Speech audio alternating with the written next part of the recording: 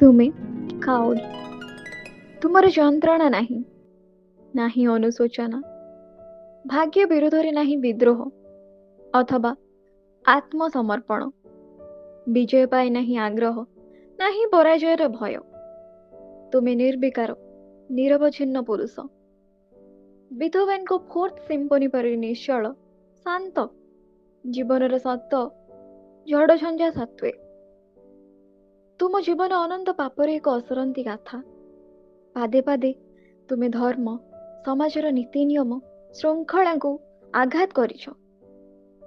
ବାଇବେଲର ନିର୍ଦ୍ଦେଶ, କୁରାନର ଆଦେଶ, ଗୀତାର ପରାମର୍ଶ ସବୁ ତୁମ ପାଖରେ ଅବହେଳିତ। ସମସ୍ତେ ତୁମକୁ ନିନ୍ଦିବେ, ପକ୍ଷାଘାତ, ବ୍ୟାଧିଗ୍ରସ୍ତ ବୋଲି। ତୁମ କଥା ଲେଖିଲେ ଲୋକେ ଅପବାଦ ଦେବେ, କହିବେ ଏ କକ୍ଷଯୁକ୍ତ ଚରିତ୍ରହୀନ ଲମ୍ପଟ ଆମର ଏ ସମାଜକୁ କଳଙ୍କିତ କରିବ, ପରମ୍ପରା ହେବ ନଷ୍ଟ, ଭବିଷ୍ୟତର ଚିନ୍ତା ହେବ କଳୁଷିତ। ତଥାପି ଲେଖୁଛି, କାରଣ ଅତଳ ସ୍ପର୍ଶୀ କଳଙ୍କ ସତ୍ତ୍ୱେ ତୁମ ଚରିତ୍ରରେ ଏକ ବଳିଷ୍ଠ ମର୍ଯ୍ୟାଦା ରହିଛି।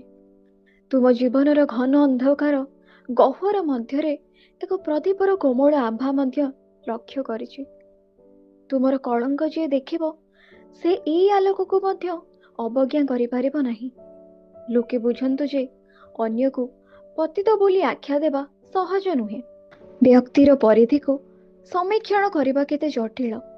ଚରିତ୍ରହୀନତା ଭିତରେ ଥାଇପାରେ ମହତ୍ଵ, ପାପ ଭିତରେ ମଧ୍ୟ ଥାଇପାରେ ଗୌରବ।